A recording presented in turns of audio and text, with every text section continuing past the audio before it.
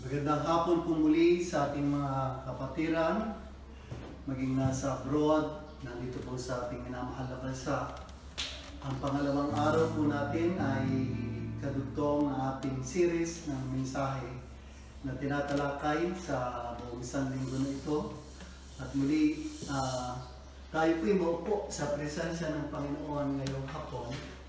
At nais lang natin na ipaabot sa bawat isa sa atin na katulad ng sinabi ko kahapon na yung mga bagay sa ating pagsagot na yung panahon na ito, ang ating means at way lang po ng komunikasyon ay ang ating pong mga live stream or Facebook.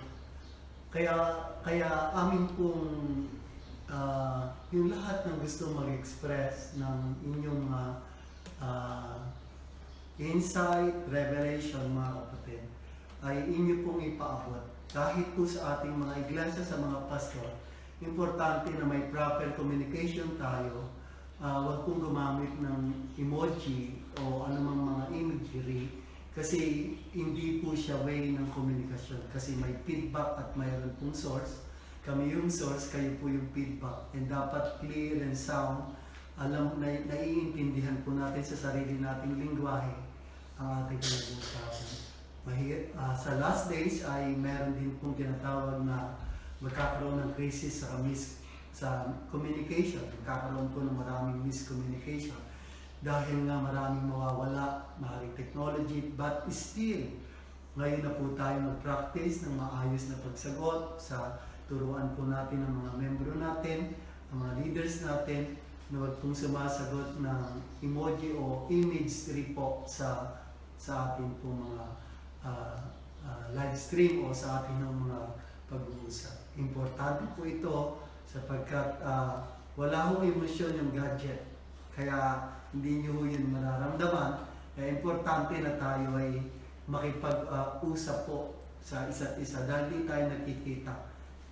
Tandaan nyo, nami-miss namin kayo kung hindi din kayo magsasalita, mahirap. Hindi namin kayo madidinig. Kahapon po ay may nagtanong na galing sa ibang bansa at tinanong niya, naniniwala po ba talaga kayo na ang mark of the beast ay yung microchip mismo na i-implant sa lahat ng tao? Ang sagot po namin ay kasi isa na yun ngayon sa ating kasalukuyang sitwasyon, yun pong microchip implantation, yun kasi yung current na makikita mo na ini-implement sa lahat ng bansa. And possible, isa lang yon sa phase ng mark of the beast. But according to Revelation 13:16 to 18, it also forces all people and small, rich and poor, free and slave, to receive a mark on their right hands or on their foreheads, so that they could not buy or sell unless they had the mark, which is the name of the beast or the number of its name. Nais ko din tingnan natin na this is the first phase, no? Talagang sapilitan ang sabi doon. Talagang whether you like it or not, this is a mandatory. But listen carefully na meron pa rin namang isang space ito dahil lalo na tayong mga nasa Messianic, may other layer pa ba? Yun ang tanong niya. Oo, dahil sa last days, kaya papasok yung martyrdom, ay pipili ka kung alin ang susundin mo. Yung Torah, magiging Torah keeper ka, or magiging Torah-less Christian kayo. Yung ibig ko sabihin, susundin mo ba yung Sabbath, o tatanggapin mo yung mark of the beast na Sunday. Isa din ito sa magiging yugto ng mga usapan, yung Torah, yung mga peace, yung mga Sabbath na yan ay magiging stand ng mga true believers, true church sa last days. Kaya magkakaroon ng matinding martyrdom kahit na meron kang vaccine o meron kang microchip, hindi lang yon ang magiging pinali nito. Ang magiging final niyan ay magkakaroon ng mga apostasy, maraming magtatalikod sa Panginoon dahil madami ngayong Christian na hindi ina-accept o hindi naniniwala na ang law and grace ay magkasama yun. Yung iba po, grace na lang, yung tinanggap at wala na daw tayo sa law, it's done away with and obsolete na daw yan. Kaya nga, yun din po ang magiging number one. Kasi sabi sa Matthew 7:21, not everyone who says the Lord, Lord, will enter the kingdom of heaven, but the one who does the will of the Father who is in heaven. On that day many will say to me, Lord, Lord, did we not prophesy in your name, and cast out demons in your name, and do many mighty works in your name? And then will I declare to them, I never knew you. Depart from me, you workers of lawlessness. Makikita ninyo yung word na lumayo kayo sa akin, hindi ko kayo nakikilala, kayong mga manggagawa ng katalamtasanan o tinatawag ng lawless. Ibig sabihin, lawless. Kaya nga, dito sa last days, importante din ito na talagang tayo ay mag-stand sa salita ng Panginoon para po hindi tayo ma-deceive ng kaaway. Dahil pag alam ninyo ang Torah, alam ninyo ang kautusan ng Panginoon, alam ninyo ang pag-ibig ng Ama sa atin ay napakatindi, hindi nyo siya ipagpapalit kahit kailan. Ngayong hapon, mga kapatid, magtutuloy po tayo sa ating mensahe kahapon. Hindi ko po natapos yun at babalikan ko lang ulit. May tatlong agenda sa COVID-19. Kung natatandaan niyo po yung mensahe natin, meron depopulation plan. Katulad na sinasabi ko, 1 oras lang ako nagsalita kahapon, hindi ko kayang talakayin ang lahat ng mga bagay na may kaugnayan dito and even in the future order, mga kapatid. Pero atin pong sinisimula na maiayos po sa ating kaisipan ng mga nararapat na maiayos. Number 2, yung microchip implantation. At sinabi ko yung kahapon, mapapansin ninyo na yun palang coronavirus ay surface lang. That is the first layer. May second layer pa yun, and meron pang third layer, and may fourth layer pa po. Ibig sabihin, naka-pre-plan lahat ito. Yung global economic collapse ay isa sa pinaka matindi kung bakit papasok yung mother plan nito. Ang mother plan nito ay pumasok po yung one world order and one world government. Kaya nga, pagkatapos niyan, meron pa pong pang-apat and yung the appearance, the revealing of Antichrist. At yun na po, doon na ho yan magwawakas. Kaya nga, itong bagay na to ay, kaya sinabi po ng Daniel Kapitulo 12, na yung tutuklasan o mauunawaan ng mga wise, ay hindi yun mauunawaan ng mga hindi talaga totally connected sa Torah, hindi connected, mga kapatid, sa last days na to na anointing ng Panginoon. Get ready for the one world government. The age of the nation must end, mga kapatid. Maaaring matatapos na ang maraming mga bagay sa mundong ito. We are on the verge of a global transformation. Unti-unti, katulad sinabi ko, yung term kong ginamit kahapon ay mind conditioning. Unti-unti na tayong kinukondisyon sa lahat ng mga bagay. And ngayon, nagbago ang mga nagbabantay sa buong Pilipinas and puro militar na po. And makikita ninyo, phase by phase, meron pong mga changes maging sa ating paligid. The world is moving into the one world economic and one world political system. Ang tawag ko po dito ay the final takeover. The final takeover. Ano po ito? Yung final takeover, dito na mga kapatid, i-implement yung one world government ruled by group of elites and globalists. The goal was completely destroy patriotism, the family, and Christianity. Sobrang malalim po ito, pero nais ko lang makita natin na mayroon kasing nagpapagalaw sa likod ng lahat ng mga pangyayari. Hindi ito nangyayari ng ganun-ganun lang. Kumaga kung sa Bible meron God is in full control, meron din po dito sa mundong ito na nagpo-full control ng lahat ng mga sitwasyon. Number 2, yung the implementation of one world order.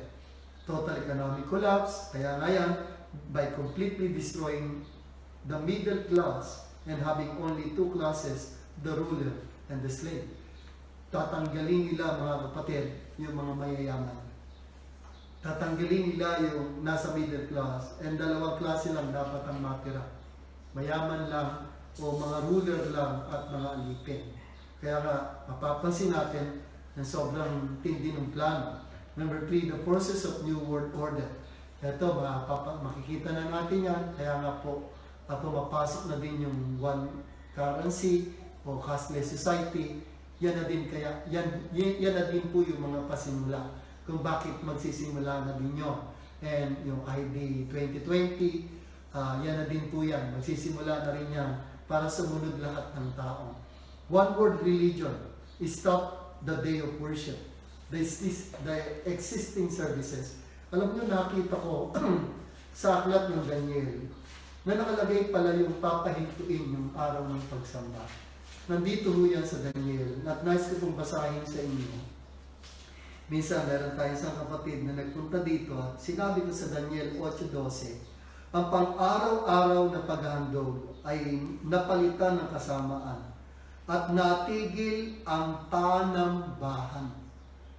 Di ba? Ito nga yung nangyari. Natigil yung mga panambahan. Nasa Bible yun sa Daniel 8:12 sa Tagalog at natigil ang mga panambahan. Dadating ang time, mga kapatid, magkakaroon ng parang unification, yung ecumenical, na lahat, Catholic, Muslim, magjo-join po. And magiging united sila.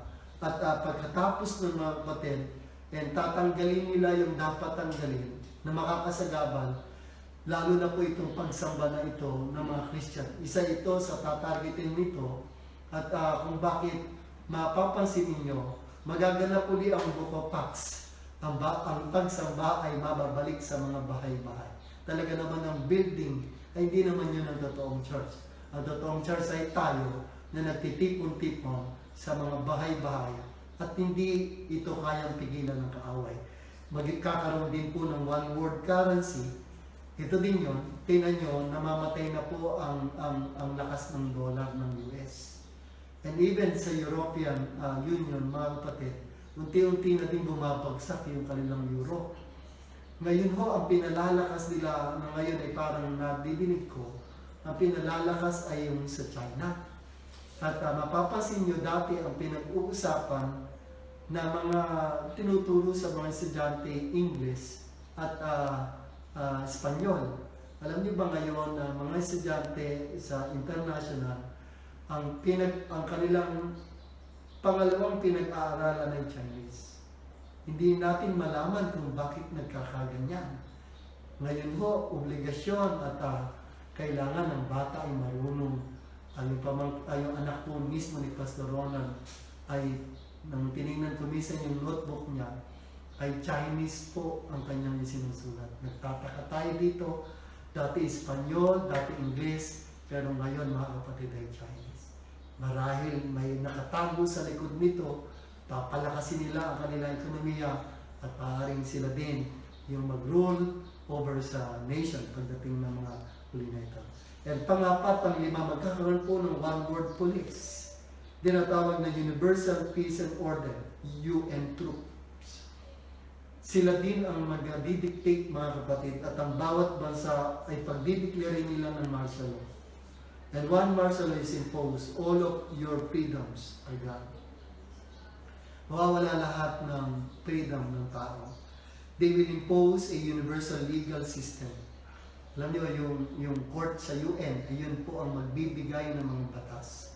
And kaya nga, itong lima na ito, one world government, one world order, one world religion, one world currency, and one world police. Naka-pre-plant na po ito, coronavirus, tapos itong microchip implantation, tapos susunod mga kapatid, itong the final takeover nito, and pangkuli doon, the appearance, the revealing of the man of lawlessness. Wala iba kundi si Antichrist. The world is overpopulated. Ito po yung reason, tingnan natin. economist Thomas Malthus promoted the idea that all mankind's problems were due to overpopulation. Ang totoong problema ng lahi ng tao ay sobra ng dami ng tao. The state goal is to reduce the world's population from around 7 million to 500 million. From around 7 billion to 500 million. The Luciferian plan, ito the thieves come only to steal and kill and destroy. I have come that they might have life and have it to the full. Ito yung Luciferian plan. The thief comes to steal, to kill, and to destroy. Who are behind that? Sino po ang mga nasa likod nito na may pakana na ang tao ay pakontiin? Number 1, Illuminati. Number 2, Council of Foreign Relations. Number 3, United Nations. Number 4, IMF and international banks. Number 5, international bankers in the Federal Reserve. Number 6, the Bilderberg Group. Number 7, financed by group like the Rockefeller Brothers Fund. Sila po ito na nagsasabi, kaya mayroong tinatawag na group of billionaires, group 300, na ang gusto nila, kumonti ang tao at sila'y humaba ang buhay nila. Katunayan, meron na silang facility sa somewhere in America and Europe, mga kapatid, na kung sakali ay doon sila, parang ang plano nila ay back to paradise. Their goal, paradise on earth. They are willing to sacrifice billions of lives in order to do it. Paradise on earth. Yun ang plano, paradise on earth. The globalists called us useless eaters. Wow, sakit naman, ano? Yan ang tawag ng globalist sa mga tao. Useless eaters. Pampabigat lang sa mundo ang mga tao nito. What is the goal and plan? Total population control. In order to fulfill the goal, they are willing to use the following. Pakinggan niyo po itong sasabi kong 15. Lahat ng ito, kaya magbabalik tanaw kayo, lahat ng ito, mga kapatid, ay plano for the population ng tao. Number 1, through famine, disease, abortion, sterilization, war, nuclear weapons, biological plagues, man-made plagues, and genocide. They're being tolerated in order to radically reduce the Earth's population to accomplish that goal. Tingnan ninyo, isasakripisyo nila ang lahat. Ma-accomplish lang ang kanilang goal. Number 2, through human sacrifice. Billion must be killed and aborted in order to worship Lucifer. Bakit ipinapasa yung abortion? Law sa abortion. Yan ho ang reason. Ngayon nyo maiisip ng lahat ng ito ay plano for total depopulation, mga kapatid, ng buong mundo. Number 3, the disease like AIDS were created in laboratories to kill millions of people. Nag-research ako kanina, yung statistics noong 2018, 40 million ang may sakit na AIDS around the globe. 38 millions ang may sakit ng AIDS, mga kapatid, around the globe. 2018 yun. And yearly, nadadagdagan siya, tingnan nyo, mamaya ang Google nyo, 1.8 million. At ang dami po, million ng namamatay. Anong purpose? Depopulation din yan. Yan po ay created in laboratories. Itong bacteria na ito, mga kapatid, ay talagang para kumonti ang tao. Number 5, abortion. No children in order to stop babies from being born. They are called useless eater. Kailangan, kaya ipinapasayan yung abortion. Number 5, creation of ISIS. Alam niyo ba yung ISIS? Creation din ito. Para kung monte, maging parang natural lang ang pagpatay. Walang idinidimanda kasi natatakot ang mga tao. Makikita nyo, walang idinimanda ISIS. Pero ang dami nilang pinatay, libo na, daang libo na. Kung titingnan ninyo sa history. Then, number 6 yung drugs. Eto. Ngayon nyo maiintindihan kung bakit hindi nawawala yan. Yung shabu, yung LSD, targeted approach to mind control die through suicide and drug overdose. Kaya pala, hindi yan nawawala kahit anong gawin ng gobyerno. Kasi paraan yan para bawasan ang tao. Tingnan ninyo, sandali lang, daming namamatay kapag po drugs ang pinag-uusapan. Number 7, GMO. Yung genetically modified organism, yung GE, yung tinatawag na genetical engineer. Lahat ng pagkain ngayon ay sinasabi nilang kailangan ay under ito o meron itong GMO. Ang GMO, mga kapatid, ay para itong mga pagsasama-sama, tinatawag na parang yung dalawang bagay na ayaw ng Bible, pagsasamahin. And i-convert yun. At sinasabi nila na maayos yan. Pero magtataka kayo, meron pong isang researchers, ano ang negative effect sa human health ng GMO? Allergic response, toxicity, organ damage, and GMO, mga kapatid, nagkakos ng cancer. Tingnan nyo, napakabanayan, pero hindi natin namamalayan. Nasa pagkain po yan. Kaya magtataka kayo, bakit maraming may cancer? Yes, may positive na side itong GMO. Pero paano kung merong nasa likod nito? Then, yung robotic creation, they introduced the robotic era. Sa Japan, meron na. Sa iba't ibang bansa, alam nyo bakit? Aalisin talaga yung tao eh. Ang ipapalit ay robot. And dadating yung time na kung bakit yung para mabawasan ng tao, kaya gumagawa ng robot. Kung yung nakikita yung magandang robot sa nagsasalita sa Facebook, sa YouTube, alam nyo, dadating yung time na para hindi na dumami ang tao, ang mga tao ay makikipag-sex sa robot para hindi na magkaroon ng populasyon. Yan din ang issue nito at kung bakit nadidinig niya. Number 9, EMP, electromagnetic pulse, can cause earthquakes, freak weather, and tsunamis. Alam niyo ba yung nangyaring tsunami sa Japan?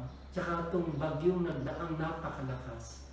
Marami nagsasabi na ito ay nanggaling sa electromagnetic pulse. Napakalaki pong technology nito na kapag itinutok o kinuha ng satellite at itinutok sa isang tubig sa isang bansa, nagkikreate siya mga kapatid ng mga tremors. E nagkukos ng tsunami at earthquakes. Hindi natin ito alam, pero alam nyo, ang Panginoon ay napakabuti. Kami, sa aking pag-aaral, lahat ng ito ay nakikita pa natin. Kasi meron lang, pakinggan niyo po mga pastor, tumingin kayo sa akin, mga leader. May panahon lang na ang Facebook at Google ay magagamit natin. I-reveal talaga ng Lord, inalaw ito ng Lord na ma-reveal lahat. Para hindi tayo maging tanga pagdating sa huli. Pero dadating din ang time. Alam niyo ba, ang computer ay hindi dinisan para sa tao. Para sa normal na tao, ordinaryong tao. Ang computer ay dinisan for military purposes. Kaya dadating ang time, siguro kinuha lang lahat nito data. Tsaka kung ano ng mga bagay, pero hindi natin namamalayan na dadating yung time, bigla po ito mawawala. And yun ay talagang totoong mangyayari. Maniwala kayo sa akin. Kaya nga, kailangan tayong mag-ipon ng mga bagay na para magamit natin. Number 10, diffusion of virus through satellites. Ito'y napatunayan at napapatunayan talaga ito. Pansinin ninyo, kung airborne, sabi ng World Health Organization, yung coronavirus ay hindi airborne. Pero bakit buong mundo meron? Bakit ganito? Kaya nga, nakapagtataka, they create fatal pandemic diseases, mga kapatid, na hindi namamalaya. At ito'y narinig ko talaga na ewan ko yung tatay ba yun, kaya daw talaga nila itong gawin. Number 11, war. Nuclear weapons. Kaya pala, may mga bansa, kunyari Iran, kunyari po ay North Korea, mapapansin ninyo, Russia, meron sila nitong nuclear weapon. Kasi kasama ito sa mga plano. And meron pong nagpipinas nito. Maniwala kayo. North Korea, pag tinignan niyo yun, isang maliit na bansa, wala pong resources, walang napakadaming Pero bakit ang daming nuclear war? Magtataka ka dyan. Ang Iran, magtataka ka din. Hindi naman ho ganyan yan sobrang yaman. Pero magtataka ka, meron pong mga nagpipinas nito. Kasi talaga, kaya ang Israel, kung papansin ninyo, talagang hinahagilap talaga nila yan. Kasi alam talaga nila na yan ay purpose for depopulation. And nakikita natin. Then number 12, biological plagues and famine, man-made plagues. Halos lahat po pala yan ay meron din. Number 13, manufactured crisis and perpetual wars. Yan. Yung gagawa ng gera para po magkaroon ng crisis, magkaroon ng ganito, and maraming mamatay. Number 14, yung 5G wireless technology and cell site. Ito na po yan. Alam niyo ba ang purpose ng 5G na to? Pahinain ang immune system ng mga tao. Kasi through radiation, sobrang lakas ng radiation. And papahinain niya yung immune system. And sandali lang ho, ang sakit ay kakapit sa tao. And 5G fifth generation technology tower and cell site, 5G wireless is not safe. Pinahihina nito yung immune system ng tao through radiation. Sobrang lakas ng radiation ng 5G. Kaya nga, pwede daw magkaroon ng tumor sa utak and sumira ng mga cells ng tao ang technology na to. And number 15, microchip implant. Are you ready to receive the mark of the beast? Yan nga yung tanong ko kahapon. Church, ito din. Ako'y duda, no? Opinion ko to, na pwede bang makipinantin yung kay Bill Gates? Kaya nababasa niyo po. Tingnan niyo, hinihingi niya yung cooperation ng 7 bilyong tao sa buong mundo para mapaksinan. Paano? Sa isang 2 taon, wala pang epekto. Paano pag biglang 5 years? Kasi hindi na lang ako magsasalita. May kakilala akong doktor at naging kaibigan. At sinabi niya na nagtitake effect kung meron man after a year. Kaya nga, paano po? Ito, napakahirap na. Hindi naman tayo hindi pwedeng di sumunod. Vaccine lang ito. Pero siguro mag-pray po talaga tayo kung ano ibibigay sa ating wisdom ng ating Panginoon. All of these are regulated by one agenda. Yung sinabi kong 15, all of these are regulated by one agenda, the population plan. Globalization Movement Agenda 2020. First plan, spread of coronavirus as pandemic. Second plan, the population plan and microchip implantation. Third stage agenda, global economic collapse to implement one world government, one world order, and one world religion. As of today, mga kapatid, nandito tayo sa 3 agenda na ito. And how close are we? Sobrang lapit. Hindi nga natin alam kung hanggang kailan matatapos tayo dito sa problema ng coronavirus, but still hoping tayo na may gagawin ng Panginoon. And tayo, liligtas tayo ng Panginoon sa lahat ng mga futures. At kayo ho ba'y naniniwala na ano man ang mangyari, the government of this world ay iba po doon sa economics o sa kingdom ng Lord at hindi niya tayo iiwanan ni pamamayan. Pwede mo palapakan natin ang Panginoon sa unang yugto na ito. Sige po. Kung meron man kayong tanong, sabi ko kahapon through PM, pwede niyo po yung itanong kay Tintin. And yung details, hindi natin kayang sabihin lahat. Kaya po bypassing and in general, binatanggit natin ito para wala tayong na-miss. And ito naman ho ay revealed, mga kapatid. Kaya lang, hindi kasi siya masyadong inaaral ng mga Christian. Tayo kasi talagang super spiritual. And hindi natin, yung mga current events na to, ay minsan, hindi natin napapansin. Meron palang magiging problema.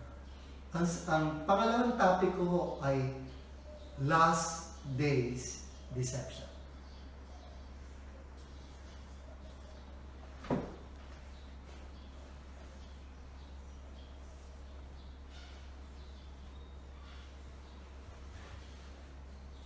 The Bible tells us about the future. It is talking about things related to the last days. We are approaching the second coming of Christ. And we need to be ready for it. We need to see what the Bible teaches about it. Sa Matthew 24, samahan niyo po akong magbuklat ng Bible ninyo. Sa Matthew 24, kung meron po kayong katabing Biblia, para po magkaintindihan tayo sa ating pinag-uusap. Sa verse 3, ganito po ang sinabi ng Biblia. Mateo 24, versikulo 3, nasa bundok ng mga olibo si Jesus, samantalang siya'y nakaupo roon, palihim siyang tinanong ng kanyang mga alagad, kailan po ba mangyayari ang mga bagay na ito? Ano po ang magiging palatandaan ng inyong muling pagparito at ng katapusan ng mundo? Sumagot si Jesus, mag-ingat kayo na huwag kayong maligaw ninuman, sapagkat maraming paparito sa aking pangalan at magsasabing ako ang Mesyas at marami silang maliligaw. Makakarinig kayo ng alingaw-ngaw ng labanan at mga balita tungkol sa digmaan. Huwag kayong mapapagabag, dapat mangyari ang mga ito. Ngunit hindi pa ito ang wakas, sapagkat makikibakang bansa laban sa kapwa bansa, ang kaharian sa kapwa kaharian. Magkakagutom, lilindol sa iba't ibang dako. Ang lahat ng ito'y pasimula pa lamang ng mga paghihirap. Sa mga panahon iyon, kakapuutan kayo ng lahat dahil sa akin. Isasakdal upang pahirapan at patayin. Maraming tatalikod sa kanilang pananampalataya at mapupuot sa isa't isa. Ipagkakanulo ng isa't isa kanyang kapwa. Marami ang magpapanggap na propeta at ililigaw nila ang marami. Ang kasama ay lalaganap anupat man lalamig ang pag-ibig ng marami.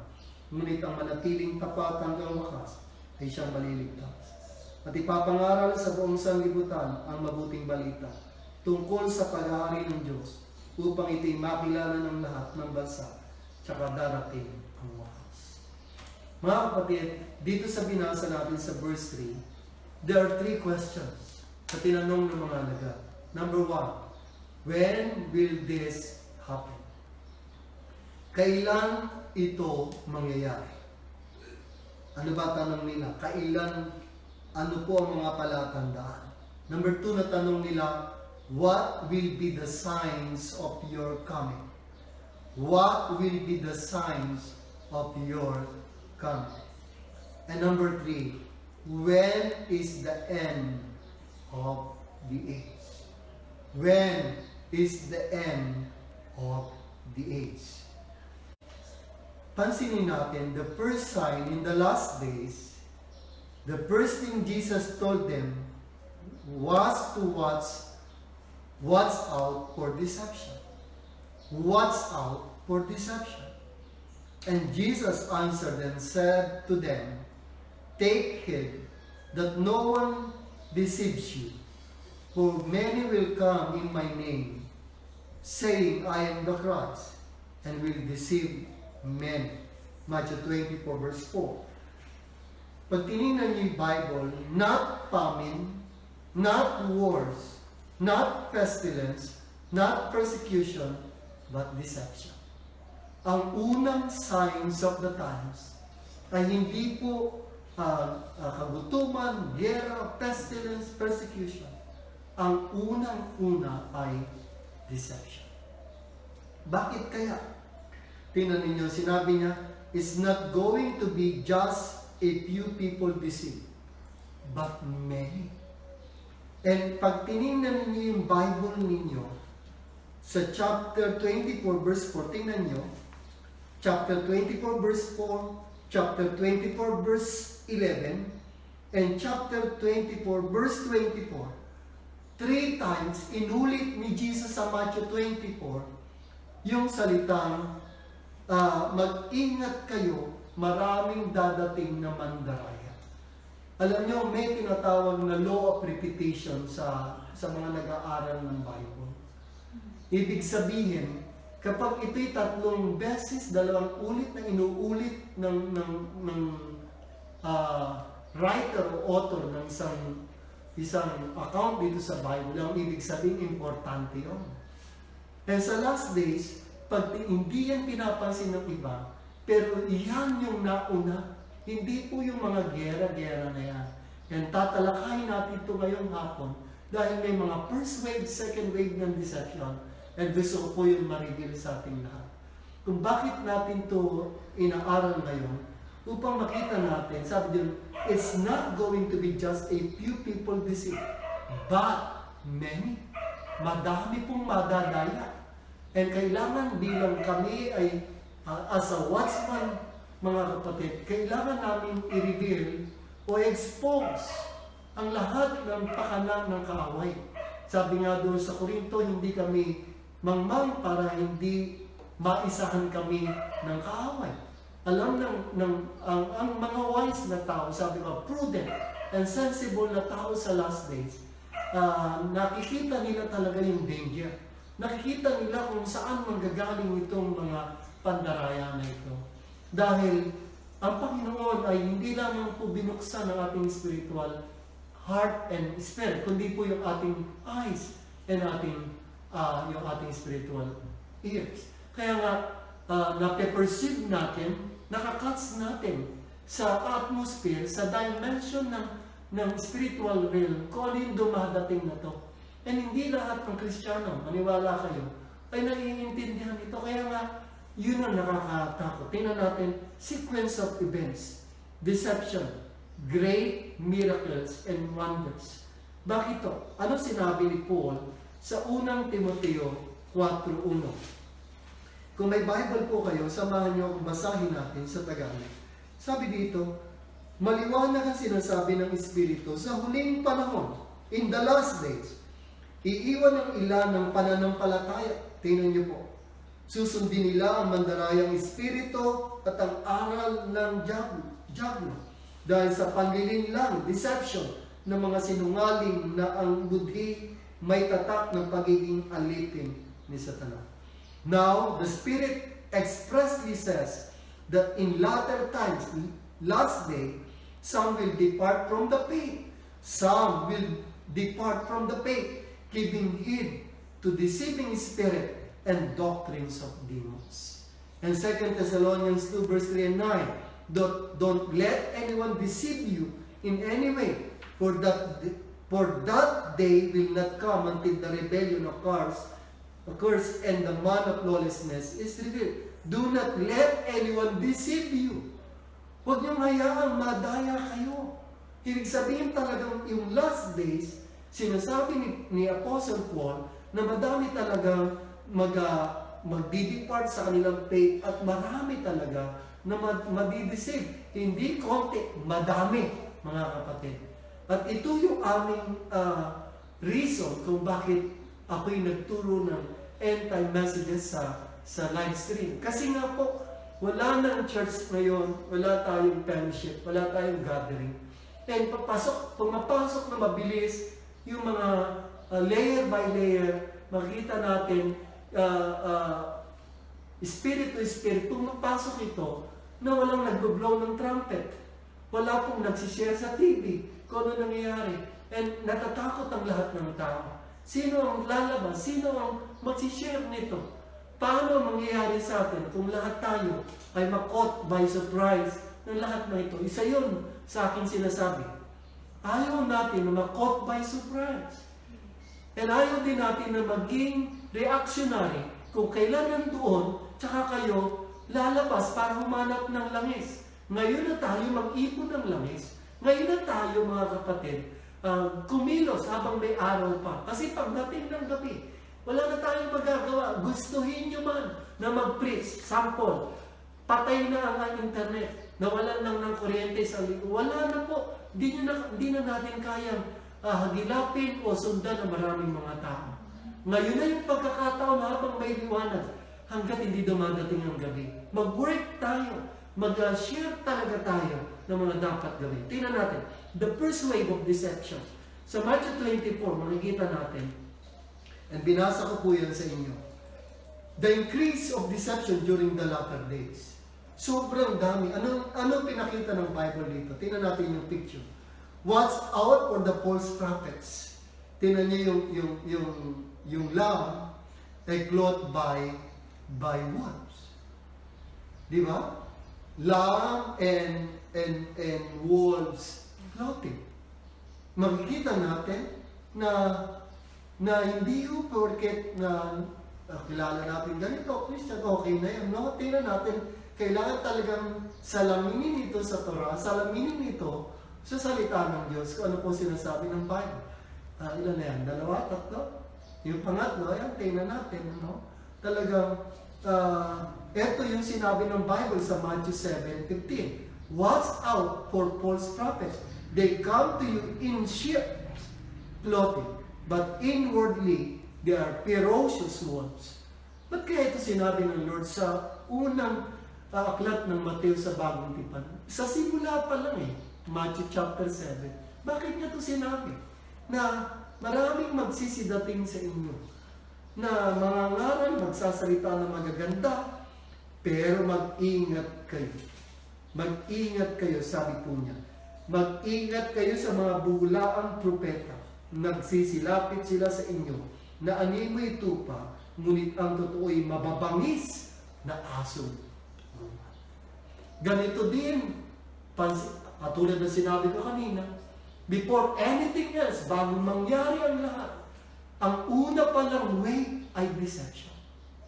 And during crisis, they start to create a manufactured false miracles and wonders. Ano ibig ko sabihin dito? During sa mga dadating pang mga panahon na may mga kinatatakutan ng tao, may mga pandemic, they start to create a manufactured false miracles and wonders.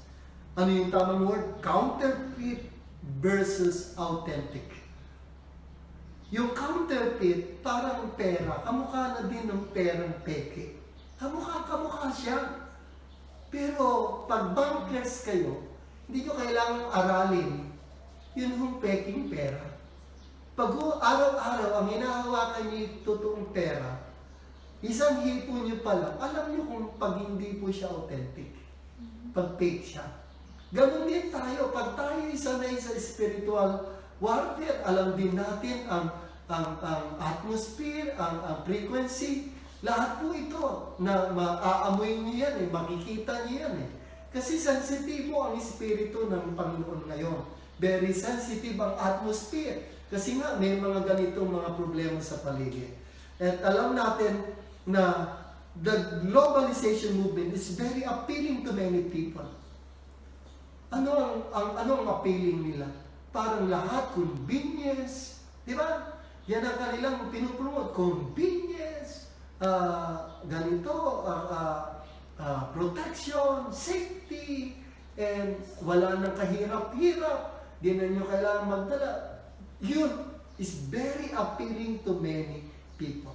But tandaan niyo po, ang sabi ng 2 Thessalonians 2 verse 9 to 11, nakakalin lang ng mga tanda. Madami pong papalabasin ngayon ang ating paligid. The form of deception in the last days. Number 1, they operate out of deception. 2 Corinthians 11:14, and no wonder, for Satan himself transformed himself into an angel of light. Maging si Satanas nga, sabi ng Biblia, ay mag-aanyo at magkukunwari na anghel ng kaliwanagan. Kaya hindi pa pwedeng, katulad pasensya na sa word, hindi pa pwedeng tatanga-tanga ka ngayon talaga. Hindi pa pwedeng mga kapatid na hindi kayo nag-aaral. Hindi pa pwedeng lahat sa manonood ka sa YouTube, lahat kinakain mo yung mga sinasabi na, no! Kailangan talagang mag-aral tayo, pumasok tayo sa salita ng Diyos. Kasi tingnan natin. Ito po, yung first wave of deception. Tingnan nyo, siguro sa Google makikita nyo to. Unti-unti ngayon, na ikinakikita ng Facebook, ng Google, yung UFO sightings, na tinatawag na alien invasion. Kaya ba tayong picture na? Tingnan nyo po. Hindi ko lang nakikita eh. And, siguro yung aking cellphone pakibigay sa akin. Para, in case po na mapansin nyo to mga kapatid, tingnan ninyo na merong mga kapatid na sitwasyon na katulad nito. And this is, pag ito tinignan nyo, sasabihin nyo, hindi totoo. Panoorin nyo yan. May bumaba dyang alien, kinausap yung tao. Iyan mo nasa, hindi ko alam kung nasa ang lugar, kung nasa gilid ba ng barko o nasa dalampasigan sila ng isang port area. And piniplay ba yan? Hindi na. No? Pero tingnan niyo po yan, makikita natin na sobrang tindi nito. Pag pinanood niyan mamaya at buksan niyo, may bumaba dyang alien. And magugulat kayo, at mga 5 taon na nakalilipas, ito ay pinakikita nila. Alam niyo po ang tawag din dito, mind conditioning. Kinukondisyon talaga tayo ng lahat nito. At pangalawa mga kapatid, ay tinatakot tayo. Pangalawa tingnan natin, eto pa po. Yung Operation Bluebeam, yung hologram. Kung bakit natin nadinig yan sa Channel 7, may hologram sila. Ito pag nakita ng tao, mga kapatid, yung picture na yan, kung makikita nyo yan, hindi masyadong kita ba o kita? Sure, medyo malabo. Medyo malabo lang, pero pag tinignan nyo po mga kapatid, itong picture na to, sino hindi matatakot dyan? Kung medyo klaro po ito, makikita nyo na sobrang image ng Panginoong nakapako sa krus na may krus sa ibabaw. Eh sino po ang hindi matatakot yan? Talagang, pero maniwala kayo sa akin, that is manufactured. Mga kapatid, creation ito ng tao. And kung bakit maiisip natin, yan ho, sabay-sabay nilang, parang sinasabi ko nga, meron ka ba? Ito video. Yung video, no? Ito yung video pa. Mga kapatid.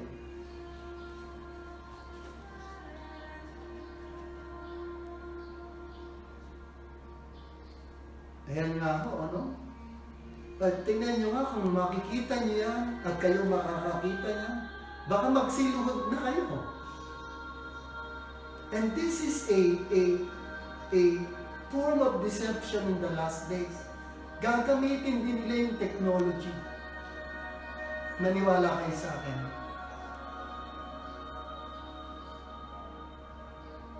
Magsisiluhod ang mga tao dyan at nag-iiyakan. Kasi image.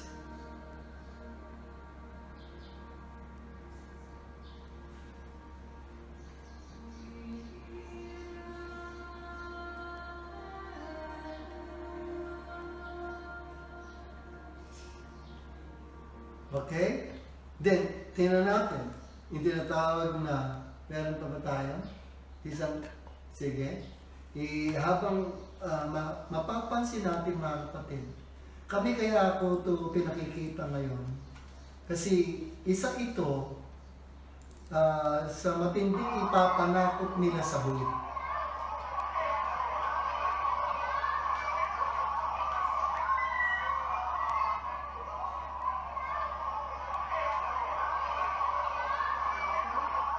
Ayan, mga kapatid, tingnan nyo nga.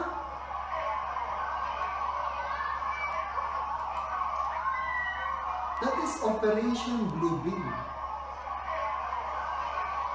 Yung laki ng dragon na yun. Hello? Kung nakikinig po tayo, maiisip ninyo na lahat ay gagamitin nila. May tawag po ako dito eh. Ang gagawin nila ay patayin sa sindak si Barbara. Kung alam niyo po yung term na yun. Papatayin talaga sa sindak yung mga tao. Tatakutin talaga ito eh. Ito ang coronavirus, takot na eh. Ang mga susunod pong mga hakbang, eto na yan. Mga nakakatakot. Meron ka ba na tingnan natin yung asteroid scare, mga kapatid. Ito ho, kayo ho yung manood nito, makikita ninyo, may nagbabalitang paparating itong mga asteroid na babagsak sa ating mundo. And sunod-sunod po itong scare na to. And ito pong microchip implementation, sabay-sabay ito, and depopulation vaccine. Lahat ng ito, mga kapatid, ay pwedeng tawaging form of deception in the last days. Ito po yung unang wave. Kumbaga, ang nakakasakit ng loob dito yung mga Catholic. Kasi yung Catholicism, ang alam nilang image ng Panginoon ay yung nakita natin.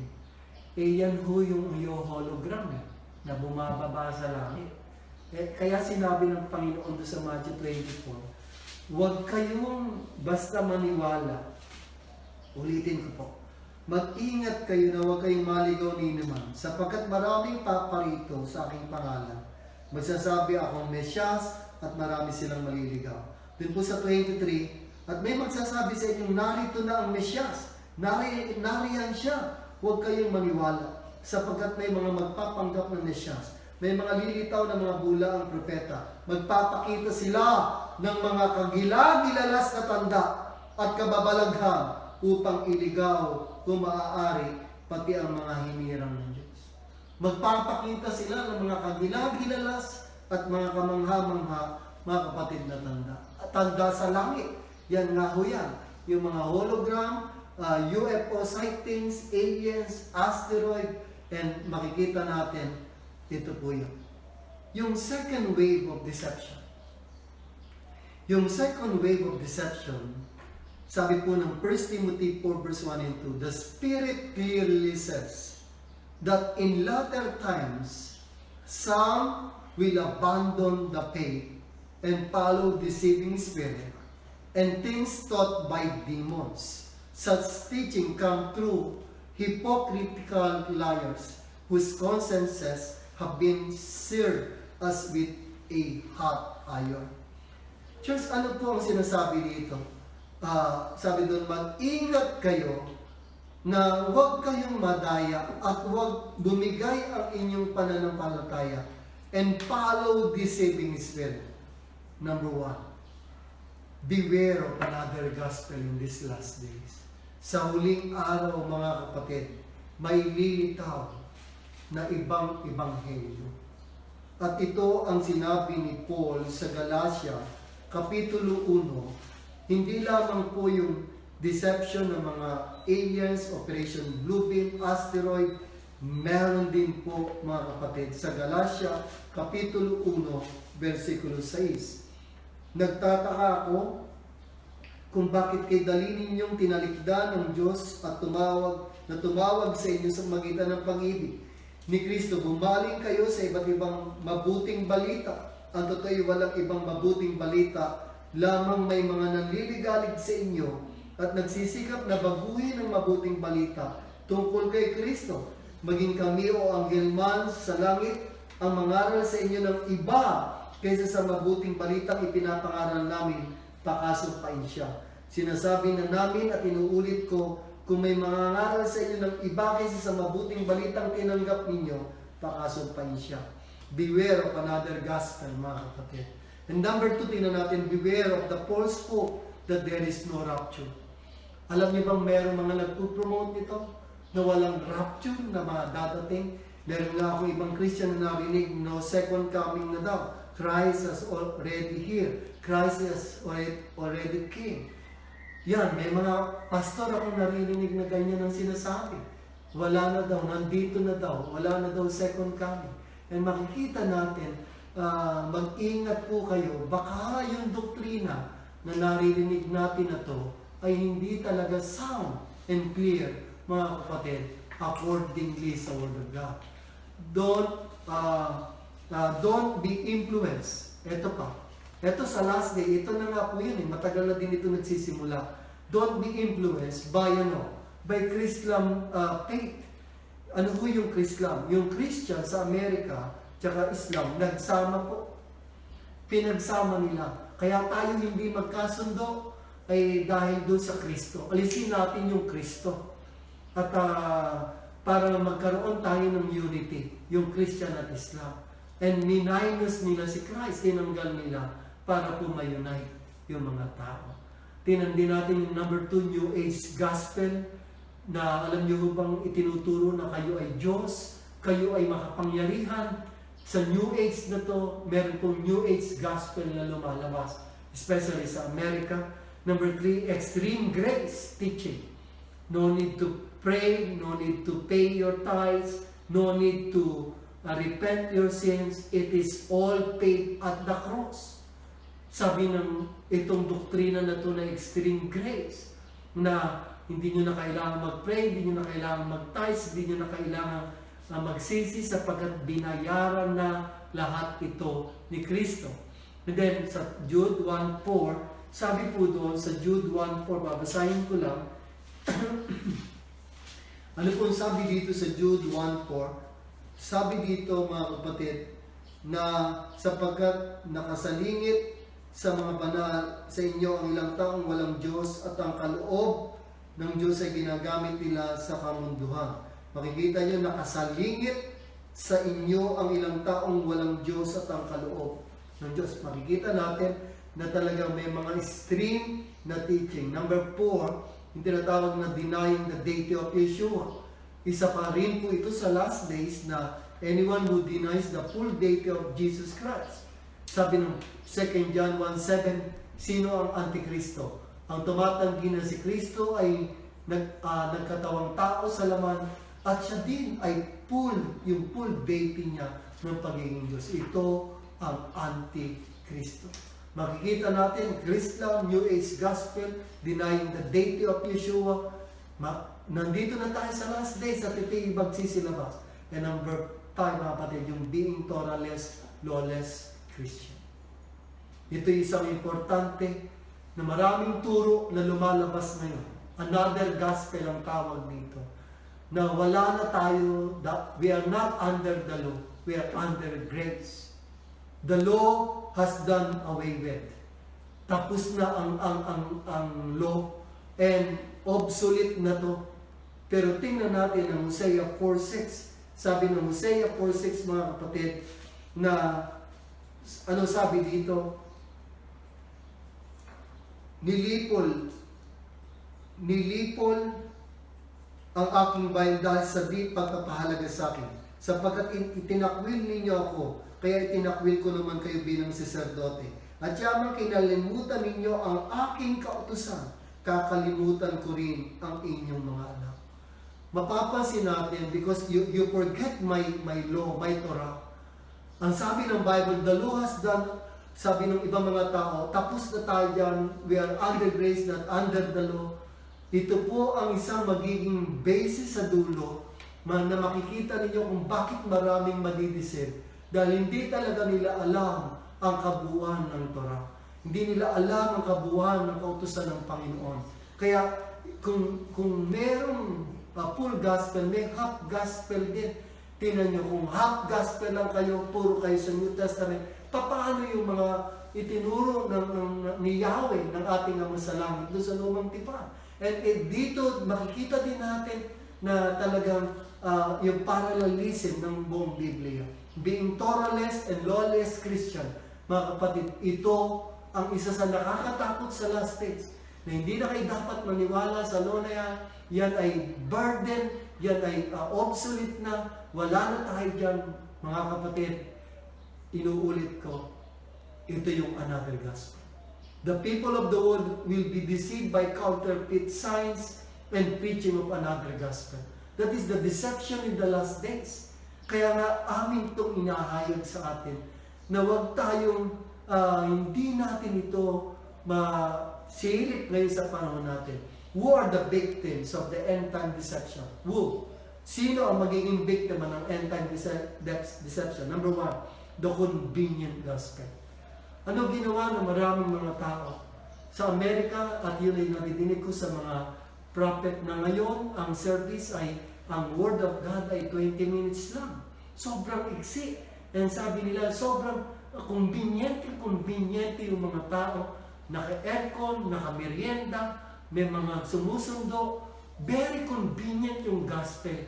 And ang doctrines ng maraming mga Christian ay hindi tayo papayagan ng Lord na mag-suffer, hindi tayo papasok sa wrath of God. Yes, meron pong half-truth dyan. But tingnan natin maigi, sumobra po ang convenience ng tao. Kung bakit ito, pag mahihirapan to ngayon, bibigay ito. Dahil mga kapatid, hindi sila trained. Hindi nila makakaya mag-endure. Dahil hindi sila nag-train. Di ba sinabi ng Timothy, na ang buhay para, sinabi niya, para malalaro. May training, may discipline. Sinabi niya para magsasaka. Meron din talagang hard work na gagawin. Di ba, malalaro, magsasaka. Di ba, makikita ninyo, merong sinasabi ang Bible. Sino magiging biktima? The comfortable gospel. The comfortable Christians. Ito yung magiging mga mabibiktima, yung mga komportable na assuming na papasok na sila sa langit kung magra-rapture. Itatanong lang natin. Matthew 7:21-23. Hindi lahat na nagsasabi ng Panginoon ay papasok sa karya ng Diyos. Yun lamang gumaganap ng kalooban ng aking Amang nasa langit. Sa 22 kami po ay nangaral, kami po ay nagpalayas ng demonyo, kami po ay gumawa ng himala. Sabi ng Panginoon, hindi ko kayo nakikilala. Kayo magagawa ng katampalasanan. Sa English, mga kapatid, lawless. Ano ibig sabihin nito? Yung mga, kaya nga tinatanong ko, yun hupang kalooban ng Ama. Bakit hindi kalooban ni Jesus ang sinabi? Bakit hindi yung Matthew 28 ang sinabi niya na kalooban? Bakit ang sinabi niya, sinangkalan niya sa Matthew 7, yung kalooban ng Ama? Ako itatanong ko lang, kalooban po ba ng Ama yung Ten Commandments? Siya ho ba gumawa nun? At yun ba kalooban niya? Kalooban niya ho ba yung peace of the Lord? Kalooban niya po ba yung Sabbath? Kalooban niya ho ba yung dietary law? Kalooban niya ho ba yung mahalin mo yung kapwa mo? Di naisip natin na lahat ng ipikalooban ng Diyos. Kaya pala, hindi pala sapat na ikaw ay nasa church, ikaw ay nagbiministeryo. Ang tanong, are you doing the will of the Father? Doing the will of the Father. Then, the ignorant Christian, isa pa po ito. Maraming napakababaw na Christian. Mga kapatid, sobrang babaw. Alam nyo, ang natutuhan nga kasi, hindi naman po yun masama't kami ganun din dati. Yun bang pagpapalawak, pagpapalaki, pagpapataas, pagpapaganda. Pero nakakalimutan ng Christian kung paano ho magpapalalim. Hindi ho ba na ang tinataas ng isang building ay hindi naman yun sa mga materials, kundi kung gaano katibay yung foundation. And napaka-importante ng deafness sa last days. Hindi pwedeng mababaw tayo. Maraming Christian hanggang ngayon, puro encouragement ang preaching. Ayaw pong puro tithes and offering, puro salvation, puro love. Ayaw lumabas doon sa magpakain ng tamang pagkain, ng mana, ng meat sa loob ng church. Tingnan nyo, napakaraming ignorant na Christian. Lalo na po itong yung i-depend nga lang na si Kristo ay Diyos. Yung biglaan, mga kapatid, hindi niya kayang gawin yun pag tinapat siya sa, kunyari kung sa ang relihiyon. Hindi basta-basta niya maididepend yun. Bakit? Hindi tayo ganun kalalim mag-aral. Tingnan natin, the unprepared believers, assuming na maraming tao, nang pag nag-rapture ngayon, i-rapture na siya. Mga kapatid, tandaan ninyo, at tatalakayin din natin yan sa masusunod na araw. Hindi po porket nakilala natin ang Panginoon at nasa church tayo ay okay na. Ang itatanong niyo po, yung Matthew 7:23, kilala na po ba kayo ng Panginoon? Kilala ka ba ng Panginoon? Ikaw ba'y gumaganap ng kalooban ng ating Ama sa langit? At ito po ay isang napakahalaga. Tingnan natin unaware Christians. Yung mga unaware. Ito yung sinasabi ng unang Thessalonica 5, na hindi tayo anak ng kadiliman para tayo makot by surprise. We are the son of lights. Mga kapatid, anak tayo ng kaliwanagan, children of light. Hindi tayo, kaya sinasabi niya na ako'y dadating na parang magnanakaw. Madami po mga kapatid natutulog na church. Maraming mga natutulog na mga Kristiyano. And that's why we need to awaken. Blow the trumpet in Zion and sound the alarm to awaken. Mga kapatid, rise up from the dead. Yung mga natutulog ay bumangon muli para po intindihin ito. Tingnan natin, yes, it sounds good yung mga churches, lalo na yung mga mega churches. It sounds good. It sounds so spiritual. It sounds sweet. Dahil labing-labing talagang dalaw dito, kita tayo. Yes, successful naman yung church. Growing in numbers in 20 minutes preaching. Growing in numbers in 20 minutes preaching. Yes, sincere. Committed in their faith. Sincere naman ang mga tao, ang mga leaders. Committed in their faith. But shallow, ignorant, and inaccurate sometimes your theology. We need na pansinin natin ito. Kailangan tayo mga kapatid na bumalik sa totoong ating sa kalooban ng Panginoon. Don't preach an accommodating gospel. Lalo na ngayon sa last days. Huwag niyong himasin-himasin lang. Magturo tayo na kailangan i-prepare ang church sa martyrdom. I-prepare ang church na mag-endure. Tatalakayin ko po ito ngayong Merkules o Webes. Yung isa na maraming Christian, kapapanood ko lang, isang kilalang pastor, bago mag 7 year of tribulation, ang isa niya ay 3 tribulation rapture. Hindi magsasuffer ang mga Christian.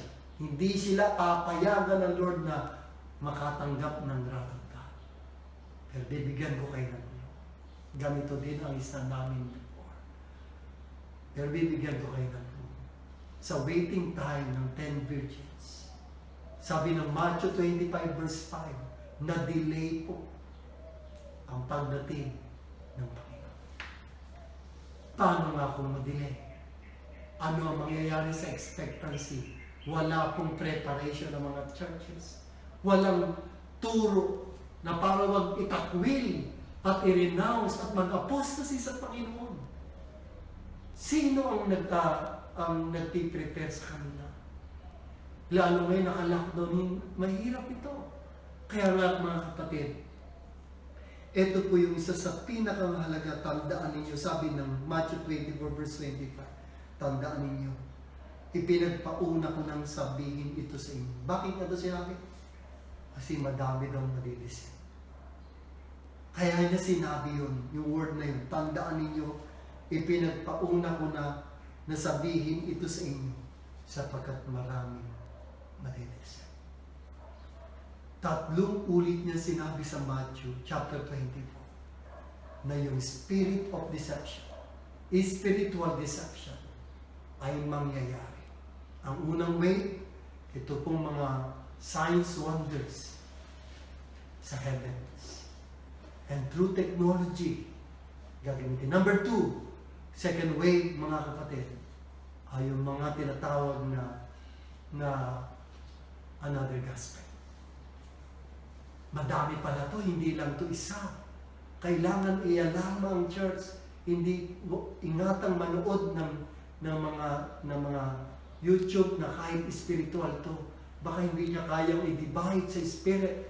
And isang araw, maging kaaway ninyo yan sa loob ng church. Lalo ngayon, walang ginagawa yan kundi manood. And mag-ingat po sapagkat itong panahon na to ay maraming lalabas na teaching at mag-ingat tayo. The third wave of deception, mga kapatid, they're creating manufactured deception about the advent of Yeshua.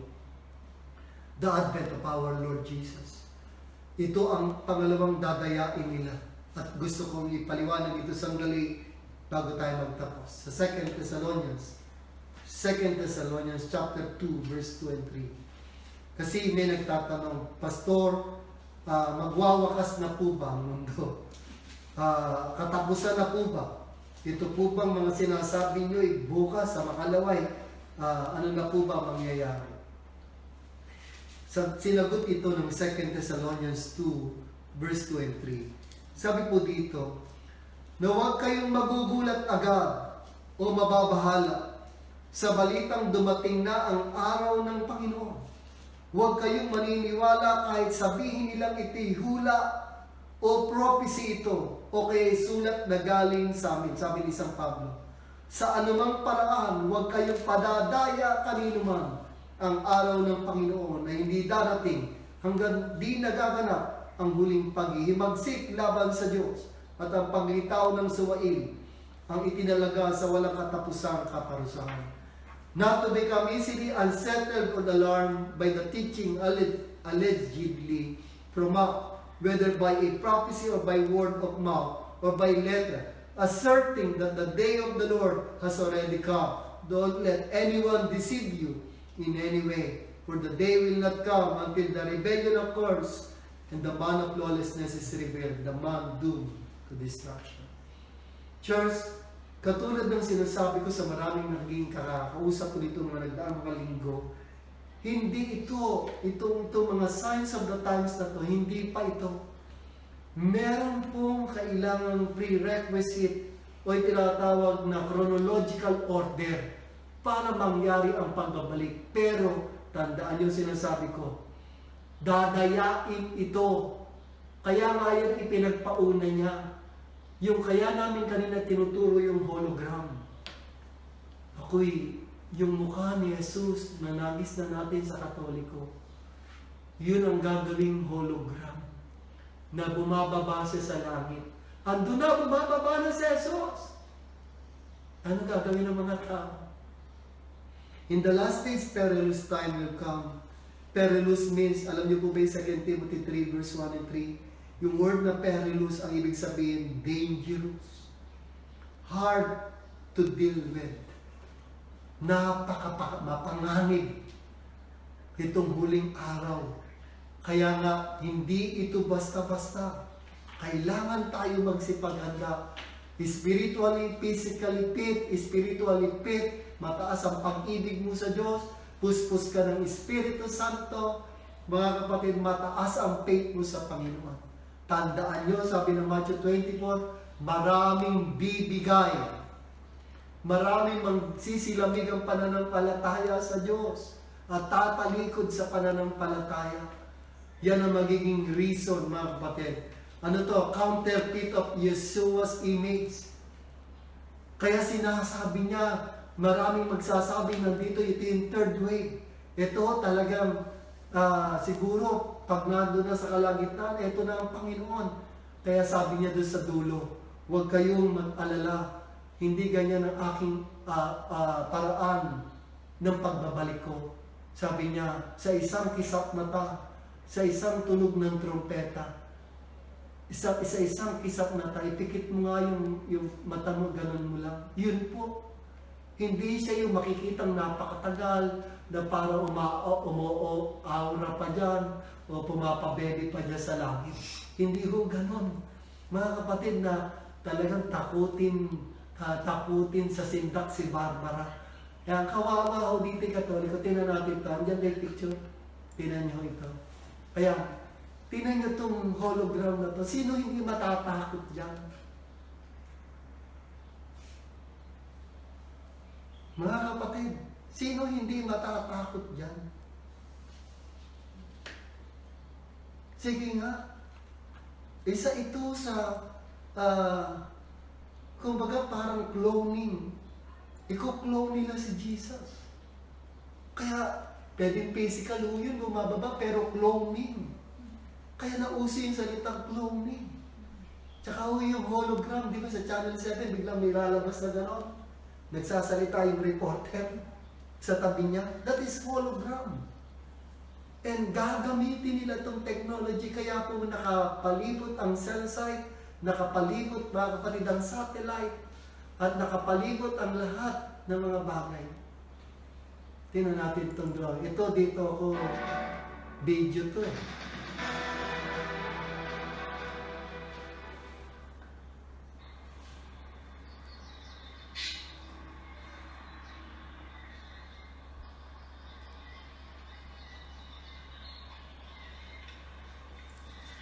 Ayan. Kakapatid.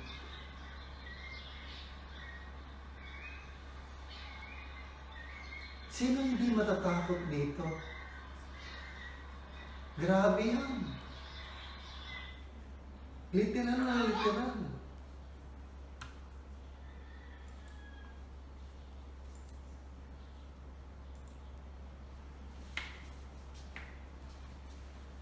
Isa pa nga, ulit mga tingnan lang natin. Kung nakita niyo na po ito, isang,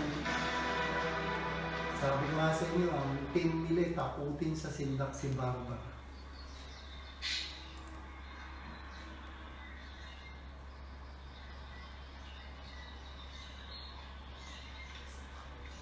Ayan no? E biruin nyo yan. Umiikot yan ha, umiikot. Umiikot ho yan parang isang planeta. Yung isang video niya, nag-iiyakan, nagsisigawan ng mga tao. Talagang grabe ho ang sigawan. Yung isang video nito. And gusto ko lang makita natin na even the elect shall be deceived. Alam niyo kung bakit pati elect ay madideceive? Pati po yung mga chosen people ng Diyos. Even siguro mga Jewish. Kasi ang Muslim, wait for Big Daddy, meron din silang misayang inaantay. Alam niyo ba yung Jewish, meron din silang misayang inaantay? Yung Christian, meron din tayong wait ng misaya, Panginoon. Eh, kung ito yung ka-counterfeit, kaya lahat, pwede talagang lahat, kung ano yung mukha na inaantay mo, itsura, ay yun ang lalabas. Kaya even pati po mga elect ay malibisig. Gagamitin talaga nila tong technology na to. And sana po tayo ngayon sa pag-aaral natin, tingnan natin for false Messiah and false prophet will appear and perform great signs and wonders to deceive if possible even they. Kaya nga, isang bagay ang katotohanan ngayong hapon. Hindi po siya pwedeng bumalik. Sagutin natin yun. Sabi ng Panginoon, balikan natin yung Matthew 24. Sige po. Matthew 24. Andyan pa ho ba kayo? Matthew 24. Sabi po dito sa Matthew 24. Pag tinignan natin, sabi niya dito, kung sasabi sa verse 26, kung sasabihin nila sa inyo naroon siya sa ilang, huwag kayong pumaroon. Kung sasabihin nila, naroon siya sa silid, huwag kayong maniwala, sapagkat kung gaano kabilis gumuhit ang kidlat mula sa silangan hanggang sa kanluran, gayon din naman ang pagparito ng anak ng tao. Ano ibig sabihin? Mga kapatid, mabilis. In a twinkling on a eye. Sa isang, pikit nyo nga yung mata nyo, ganun lang. Kurak. Kurak. Mabilis lang mo ba? Hindi ko yung nakalutang sa ere. Hindi bang parang ibinababad talaga. Talagang tinatakot ang mga tao sa maraming mga bagay. Kaya sabi niya dito, kung saan naroroon ang bangkay, doon naman magkakatipon ang mga buwitre. Ibig sabihin, yung palang mga totoong church and mga believers talaga, Torah keeper, believers in Christ, and magkakasama-sama talaga yan at doon pupunta po yung Panginoon. Hindi, kaya nga ako'y nagbababala at hindi natin alam kung paano mauulit pa ba natin ito. Pero yung magsasabing nandoon siya nasa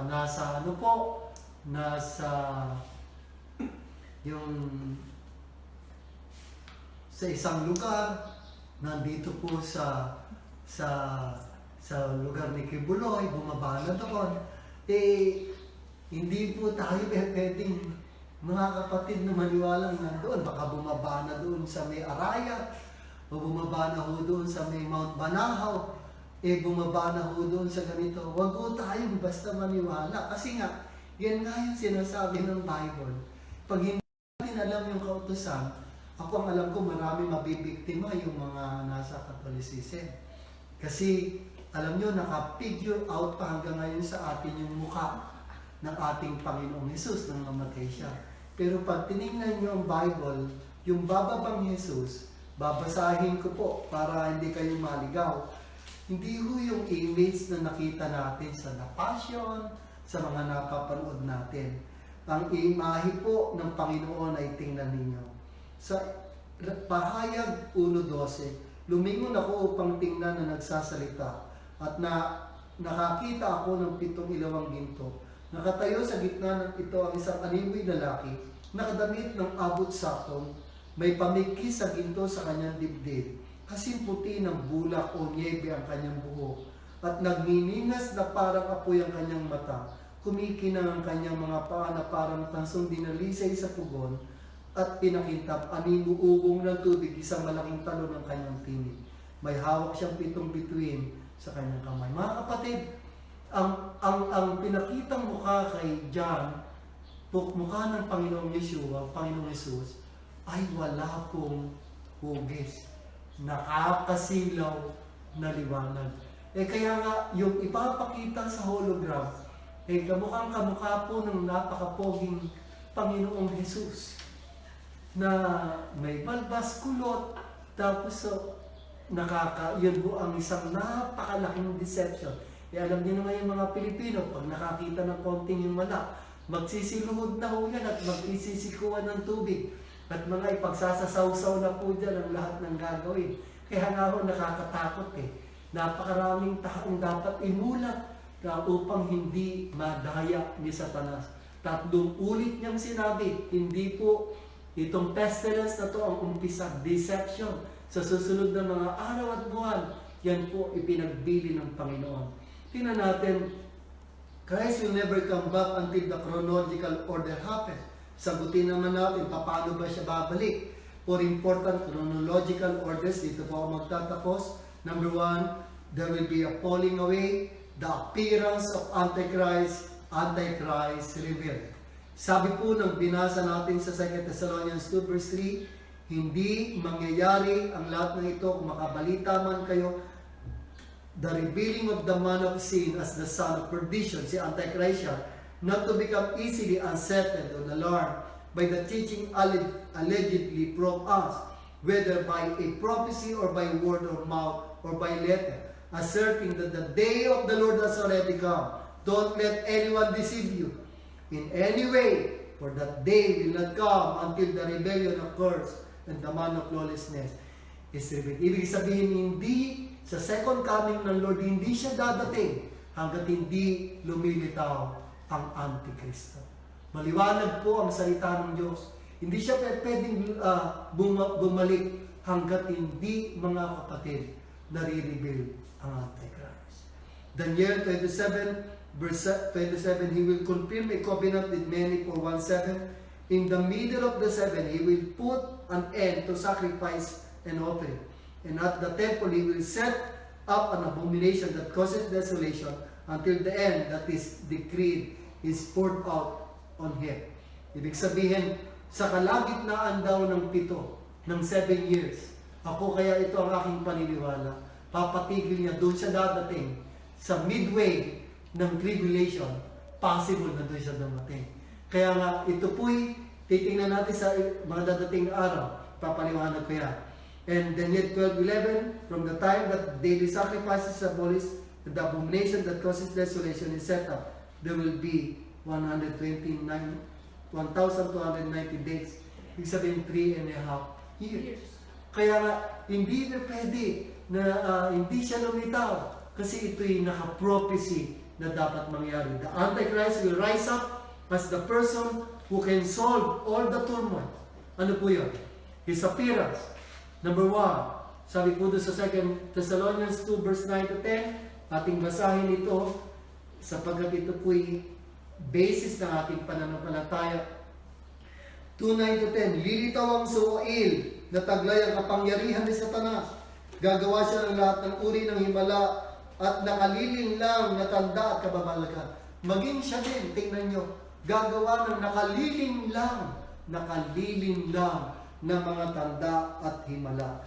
At gagamit siya ng lahat ng uri ng pandaraya sa mga mapapahamak, sa mga taong maliligtas sana kung tinanggap at inibig ang katotohanan. Ibig sabihin, talagang hanggang sa dulo, ang gagamitin na tool na ito ay deception. Ito din ang ginamit kay Adam and Eve. Ito din ang tinry ni Satanas kay Jesus Christ nung siya nagpapasting ng 40 days. And makikita ninyo, ito din ang gagamitin niya sa last days na tool. Yung deception na to, bulok talaga yung kanyang pero alam niyo po, luma na ngayon pero maraming madidisip dahil hindi sila aware, hindi sila prepared, hindi ho sila, mga kapatid, totally connected at tinanggap yung truth sa kanilang puso. Ano sabi dito? The Antichrist is exalting himself as God. Yan ang gagawin niya pagpasok niya sa templo, opposing religious system, ipapahinto niya yan, and very charismatic itong si Antichrist. And sabi doon, peace on earth. Siya yung,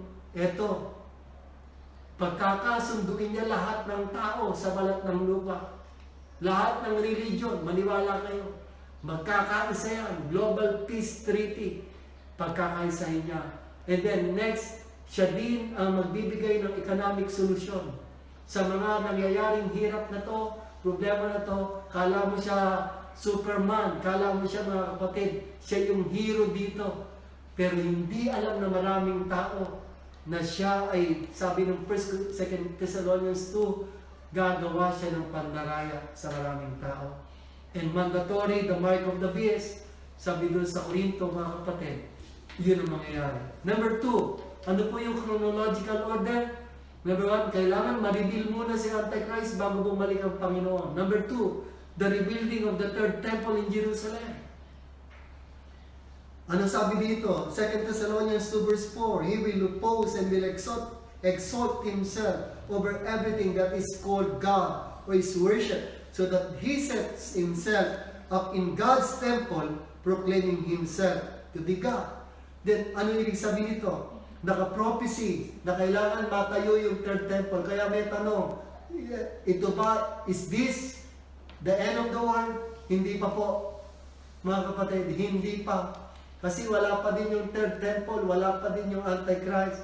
Pero mag-i-start din, mga kapatid, hindi po yung Great Tribulation, kundi yung Tribulation lang. Yun yung sinabi ng Matthew 24. Sabi dito, after 3.5 years, the Antichrist will appear to desolate the temple of God. Lilitaw siya sa Daniel 8:11 to 15. He will confirm a covenant with many for 1/7. In the middle of the 7, He will put an end to sacrifice and offering. And at the temple, He will set up an abomination that causes desolation until the end that is decreed is poured out on Him. Those events haven't all unfolded yet. For one major thing, the ancient temple in Jerusalem is supposed to be rebuilt first. Hindi kayo pwedeng matapos ang mundo ito hanggat hindi ito lahat nangyayari. And number 3, the rapture of the church. Ano sabi sa 2 Thessalonians 2:7? For the secret power of lawlessness is already at work. Kumikilos na yung galamay at sistema ni Satanas. Ang Antikristo po ay 3 S. Kung natatandaan yun, sa lumang tipan hanggang sa bagong tipan, siya po yung spirit. Ang tawag po ay the bloodline of Antichrist. Katulad ni Amalek, ni Agag, mga kapatid, tsaka po si Hitler. Yung lahat ng mga, yan po yung spirit of Antichrist. Ang tawag ay bloodline.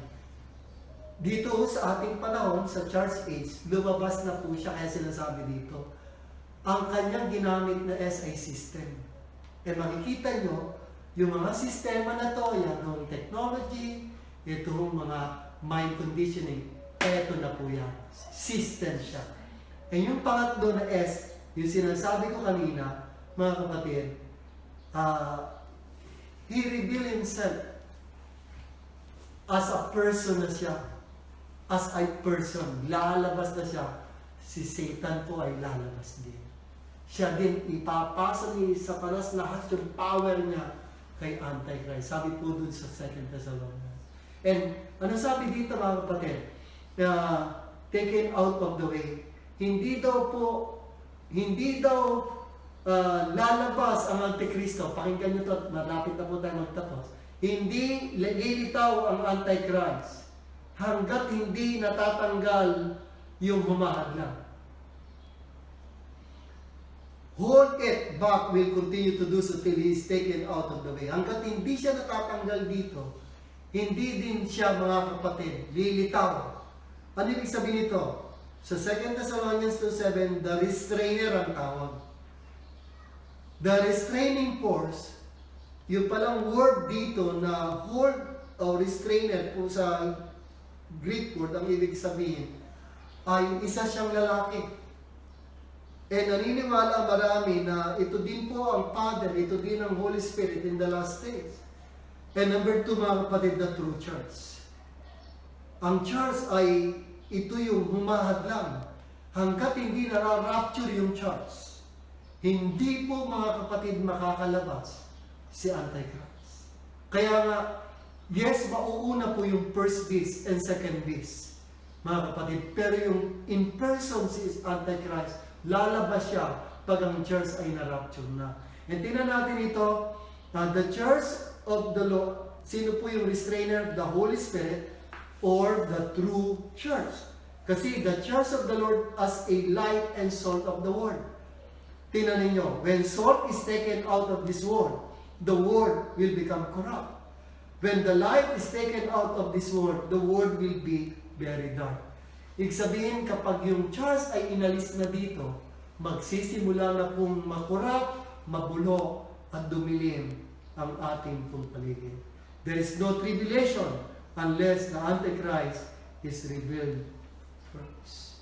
Kaya nga, ang pang-apat po, mga kapatid, Jerusalem shall be trodden down by the Gentiles.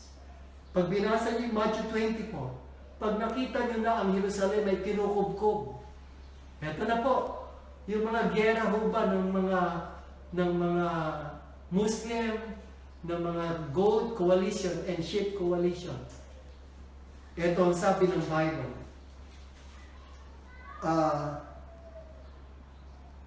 Makikita ninyo sa 24 ng Matthew verse 15, makikita ninyo nagaganap sa banal na lugar ang kalapastangan ng walang pangalawa na tinutukoy ni Propeta Daniel. Unawain ito na bumabasa. Kapag nangyayari na ito na nasa Judea, ay dapat tumakas sa kabundukan. Ang nasa kabubungan ay huwag nang magabala, pang bumaba upang kumuha ng kahit ano sa kanyang bahay. Ang nasa bukid ay huwag nang umuwi upang kumuha ng malabang. Kawawa ang nagdadalang tao at nagpapasuso sa mga araw na iyon. Ipanalangin ninyo ang inyong pagtakas ay huwag mataon sa taglamig o sa araw ng pamamahinga. Sapagkat sa panahon iyon, ang mga tao ay magdaranas ng napakalaking kapigatyang hindi pa naranasan mula ng likhain ng sanlibutan hanggang sa ngayon, ay hindi na mararanasan pa kahit kailan. Jerusalem is the time clock of the world. God's prophetic clock. Ano sabi dito? Again, mga kapatid, yung Jerusalem, pag nakita na natin, isa pa itong time clock ng pagbabalik ng Panginoon kapag ang kanyang sariling bayan ay kinukubkub na ng mga Gentiles. Yun ang mga panghuling palatandaan ng pagparito ng ating Panginoon. Sa huli, victim of last days deception. Sino po ang mabibiktima nito? At konti na lang, magwawakas tayo sa 2 talata. And ito po sabi ng 2 Timothy verse 4. Tingnan nyo, sabi dito sa 2 Timothy verse 4, chapter 4 verse 4. Sabi dito, ang lahat ng nilikha ng 2 Timothy chapter 4 verse 4, ibabaling nila sa mga alamat ang kanilang pansin at hindi na nila pakikinggan ang katotohanan, kaya't magiging mapagtigil ka sa lahat ng oras. Ano po sabi doon? They will turn their ears away from the truth. Sino ang madideceive? Yung mga ibabaling na ang mga isip kung saan-saan lamang at tatalikuran nila yung mga truth na ito. And nung sabi pangalawang verse sa 2 Thessalonians 2:11, ito po'y importanteng verse, sabi ko kanina, 2:11, sapagkat hindi nila tinanggap ang katotohanan. Ipapaubaya ng Diyos na sila'y malinlang ng espiritu ng kamalian at paniniwalain sa kasinungalingan upang maparusahan ang lahat ng pumili ng kasamaan sa halip na tumanggap ng katotohanan. They will not love the truth. They reject the truth. Ano yung truth na yan? Hindi po lamang yung New Testament. That is the Torah. To those who reject the Torah of God, yan yung mga mapapahamak. Yung sinasabing, wala na tayo dyan, done away with. Ano ba yung truth? Sabi po ng Psalms 119, verse 142, Thy word is truth. Ang kautusan ng Panginoon ay katotohanan. Kaya sinabi ni Jesus, I am the way, the truth. Because siya yung word. Siya yung living word. Siya yung Torah. In the beginning was the Word, and the Word was with God. Kaya sinabing, I am the way, the truth, kasi siya yung Word. Siya yung Torah. At yung truth, hindi lamang po, you shall know the truth, and the truth shall set you free. Minsan kinuquote natin lang yan ang simple, pero yung truth na yun, that is the whole Torah, mga kapatid.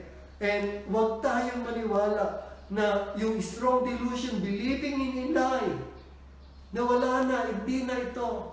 Kaya nga po, humihinto na yung kapahayagan sa atin. Ano sabi ng, my people perish because of lack of knowledge, because they forgot my law. Pakalimutan ko din yung mga anak niya. Kakalimutan ko din kayo. How to become strong in the last days? Come on, people. Concentrate, 5 words na lang.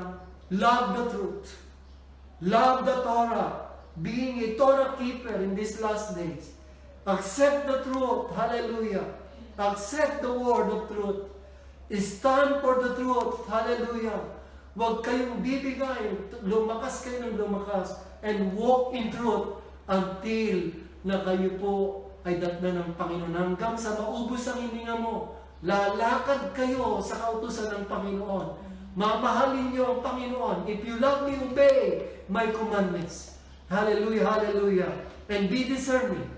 And be discerning in these last days, because we are the children of light, not the children of darkness. Amen? Amen po ba mga kapatid? Amen. Hallelujah. Love the truth, accept the truth, stand for the truth, and walk in truth, and be discerning in these last days. Huwag tayong magmamaangan o magtanga-tangahan. Hayaan natin ang Holy Spirit ay lead tayo sa lahat ng katotohanan ngayong last days na to. Buksan yung isip niyo, huwag kayong magsara. Hayaan ninyong maranasan natin pa ang kapahayanan ng Panginoon. Tayo po'y manalangin. Mapagmahal namin ang mga nasa langit. Salamat sa presensya mo. Salamat sa nanonood sa abroad at dito sa aming bansa, sa aming paligid. Salamat po, Panginoon. Napakadaming aral lang aking sinabi. Pinag-iingat mo kami na huwag madaya. Kami bilang mga manggagawa mo at pastor ay nire-reveal namin yung truth. Ipinapakita namin kung paano mandaraya ang kaaway. At hindi kami mangmang upang maisahan ni Satanas. Panginoon, hayaan mo din ang mga Kristiyanong nakarinig nito ay ipamahagi ang katuruan ito. I-share nila sa maraming mga tao upang hindi, Panginoon, madaya at hindi, Panginoon, maagaw ng dyablo ang kaluluwa ng mga tao sa kamay ng aming Panginoong Jesucristo. Salamat din po sa hapong ito. Lord, itong last days na to, gawin mo kaming sensitive upang discerning ang aming spirit. But Lord, makalakad kami sa Torah, makalakad kami sa salita ng Diyos na ipinag-uutos mo ngayong mga huling araw. Salamat po aming Diyos. Pagpalain mo ang lahat na nakinig. May the Lord bless you and keep you. Make His face shine upon you and be gracious unto you. And make His peace be with you now and forever. In Yeshua's name. Everybody say, Amen. Palapakan natin ang Panginoon. Shalom, shalom mga kapatid. Sa ating mga sumusubaybay, bukas po, kung meron man tayong tanong, i-PM niyo po kay Tintin at ating sasagutin ito sa pagpapasimula natin muli. Marami pong salamat. Nawa po, walang madadaya sa atin, walang bibigay, at walang tatakutin hanggang sa matakot si Barbara. Magandang hapon po. Mahal naman po na God bless you.